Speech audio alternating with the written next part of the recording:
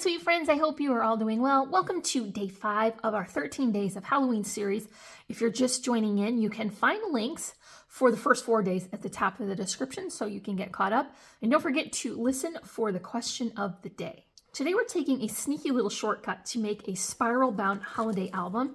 I'm using a ready-made hard-bound spiral notebook and adding my festive collection papers to create a fast and easy album. I think this would work so well for October daily. This style of project in the retro paper will be perfect to finish off and use as foundation pages. So I've got a variety of different page styles in here and sizes. There's some pockets to utilize as well. And so I think this is a really great way to begin documenting your month because all you have to do is add your pictures and your details. So if that sounds good to you, then stick with me and we will make it together. We're going to work with that Park Lane Boo paper pad. And I did show this in my recent haul, and I shared with you all that this was the first time I picked up a Park Lane holiday paper pad. I just wasn't exactly sure how it was going to work out, but I'm pleasantly surprised. The pattern paper is really nice and thick, and the print quality is great. There are a lot of directional patterns in this paper pad, so be aware of that. For my project, I have larger pages since we're covering that sketchbook, and so I really wanted to have a lot of paper to work with so that I could cover all the surfaces that I wanted to. Now here is that sketchbook that I mentioned. This came from the Dollar General. It was $5. I really feel like this is a good shortcut for the money because it already has a hardcover, it's already spiral bound, and it did have pages that are easy to remove. It had 80 to start with, but we cannot cover all 80. There just isn't enough room in that spiral, so these were easy enough to pull out. I've taken out quite a few already, but I'll have to go back in and edit a little more when I get my pages situated. But I think value for money and time, definitely worth that $5 shortcut. To fill that sketchbook, I'm going to utilize several different types of page sets, but I'm going to repeat them so that I can work throughout and rotate them. So I'll have what looks like a lot of variety, but I'm not trying to come up with a new design for every set of pages. And that is another way that that shortcut is going to work. So I'm picking out some papers that I think will go together for the 2-page layouts. And then sometimes I have a layering pattern, but I utilized a lot of my offcuts. So it was a very frugal use of paper. So for the inside pages that are going to be covered with our collection, all of these patterns are going to be 8.5 by 5. This is specific to this notebook. You might have to change your measurements if you get a different size, but the full-size pages themselves will remain the same throughout. So this is going to be like the inside of the cover and then the first page. I also have a set of pages that's going to have a partial flip page. And so the first page is going to be my 8.5 by 5, but I do have this page and it is just going to be scored and folded. So the page is 8.5 by 7 and scored at 4. So we're going to get a partial flip on this. And then I did need a little bit of extra offcuts just to fill in the rest of that page. So it's 8.5 wide. And then I'm going to utilize one of the cut parts just to decorate the front of this flap. So that will be a fun interactive set of pages. I also have a pocket set of pages, so still 8.5 by 5, but I've incorporated some of those offcuts to be a pocket on the bottom. Now, this is not the kind of pocket you'll wrap around and adhere to the back. You don't have that much room in there for that kind of bulk, but you do have plenty if you want to adhere your layering pattern right onto that base paper. So make your pocket as high as you like, as tall, but you do have to remain within that 5 inches. So I'm just going to tuck another one of those cut aparts into there. I think that yellow background goes with the candy corn so well. Now you can see what I'm talking about when I say that this paper is very directional. You can really only cut it going in one direction so that you have your print going in the right direction. So I do have that cut for the base pages. And then I'm taking offcuts from other sheets and I'm going to create a partial page. And so I will adhere that down and then I will clip off the remaining of the white paper that is in the sketchbook. So this will be a partial page flip. And you see how that coordinates front and back. I left the larger image on the front. And I think this would also be a good place because there isn't a lot of contrast on that pattern. You could write directly on this. So if you're using this for documenting December, you could add your details there just by writing that down. I'm calling this one a full page flip because the width of it will go all the way across the base page. So still 8.5 by 5. This one, however, is 8.5 by 7 and scored at 2. So now I've got that portion, and then I can adhere another one of my cutter parts to the top of it to make a little page flip. The variety of pages, I'll work through those until I get to that partial page because I feel like that could use a little bit more explanation, but I'm going to go ahead and speed up that process because it's pretty much just rotating in each of those sets of measurements. And I'll give you a little bit of fun holiday music to listen to as we work along.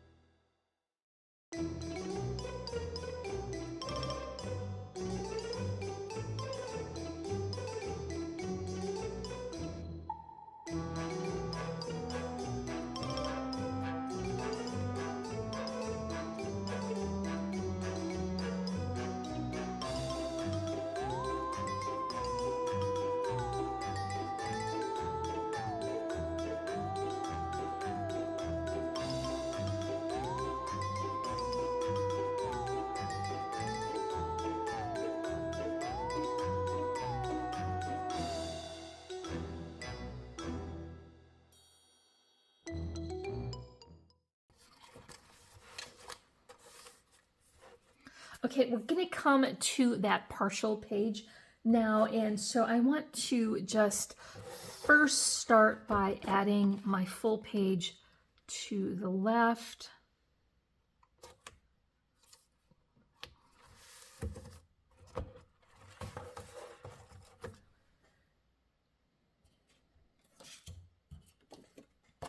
Then I've got my partial page with that larger image.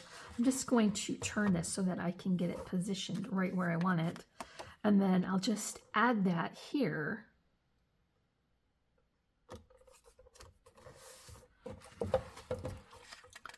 Then I'll come back in with my scissor and clip off the excess.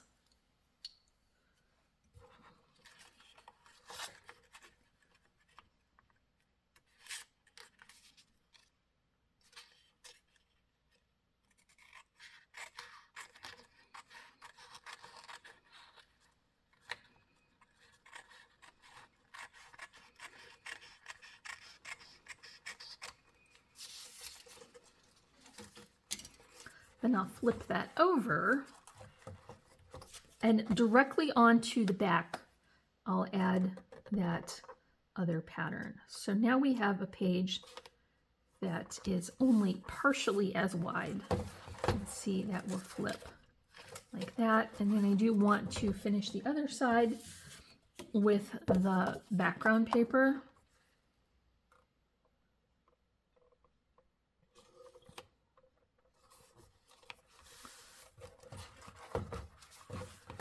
I think that is a really fun detail there.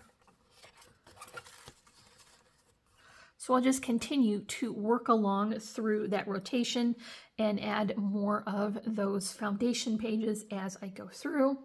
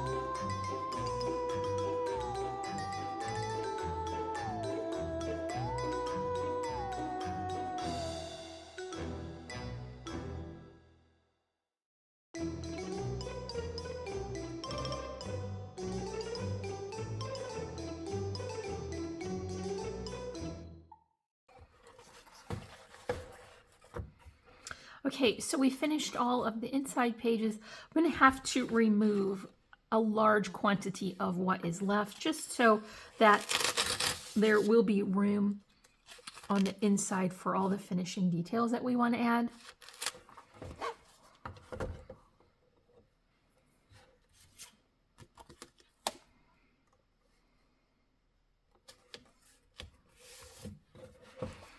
I decided I wanted to finish the hardcover portion with the same pattern that I started with, and so now we have the inside of this done. You should not be concerned too much about this being wasteful because I can take the remaining bits of this paper and use my long arm stapler to create some inserts for my traveler's notebooks or for some little notepads to put in my purse. So this is not wasteful. Don't worry about that. And also you should pull these papers out one at a time so that you don't wind up tearing something else accidentally or misshapening. Misshapening, is that a word? It seems like a word. We'll go with that. The spiral binding. So be very careful when you tug these papers out that you don't cause any damage to the book itself. So this is going to be forwarded into another project and will not become wasteful. So I also wanted to point out one of the sets of pages in here. I utilized some of the offcuts from when I was working along and just made some special little photo mats, and I thought that would be a fun extra detail. Maybe if it's not too close up, that we have the right amount of paper to fill this and not be so full that you cannot add all of the finishing details that you want. Probably going to get a wedge and you just have to accept the wedge, but I think this is a good amount to start with, and if you're documenting your days through October, you should be all set with that. So we're going to switch to the cover now. There's going to be a slight change in that measurement because I want to cover more of that back, because I'm not worried about it getting stuck and creating too much bulk in that spiral. So my measurement for the cover is going to be 8.5, but now it is switched to 5.25. And I'm just going to attach that here. We'll get that nice border from the black cover. And then I'll switch and we'll start working on the fronts. So the question of the day is, would you prefer to watch a horror movie, a lighthearted holiday movie like Hocus Pocus or Nightmare Before Christmas, or a classic or B movie? For me, I would choose a vintage suspense movie. Anything starring Vincent Price would be good. And I also really love those B movies. The more ridiculous and unbelievable, the better, especially if the acting is really terrible. I like anything with like Sharknado or giant alligators or maybe a two-headed snake. Shh, don't say that in the comments because someone's going to put me in timeout. I'm not naming names. You know who you are. But anyway, anything that is just absolutely over the top is so unbelievable. It's just hilarious to me. So I'm going to pick the vintage or classic and the B movies. Let me know in the comments what is your choice. So you can see it added a layer of that additional pattern paper. It had a cute little scallop edge and I just die cut that from my black cardstock and then added it between those layers. I'm also going to add a very nice crisp white doily. Then I'll tap it with the image. So this was from that cut apart sheet. I die cut that with a rounded edge rectangle that had a stitched detail. I popped that up on spacers. There's an eyelet here and some twine. I'm just going to center that right into that beautiful doily. For this larger book cover, I do have a pretty good size flower arrangement, and I've just paired a store-bought flower here with some that are made by me. A couple of different colors of die-cut foliage here, but instead of going with green, I'm just picking more of a coordinated muted tone of gray and black. And then I've got my bold check ribbon here to create the bow on the bottom. There's netting and a loopy twine bow, and you see it fits perfectly right along the bottom of that die cut. Some nice finishing details. I've added a little crystal moon here with some cat to coordinate with that image, and I'm just going to adhere that as I do with the string, and then I'll top it with my vintage button. And then last but not least, of course, I want to add a couple sequins. So I think that having just a couple of different styles of those pages for this book and then rotating through them gives me a nice variety on the inside and opportunities for different layering effects and adding some journaling. And I've got just the right amount in that spiral so that we can finish that off with the remaining details that we want to add. So that is all for day 5. Make sure you come back tomorrow to join us for day 6. And if you enjoyed this tutorial, let me know in the comments. Give me a big thumbs up for this video. We will leave links in the description for the products that I mentioned, as well as all our socials. And if you're not already, I would love for you to subscribe to join my crafty little family. As always, I'm wishing you a happy and productive day, and I thank you so much for watching. Bye.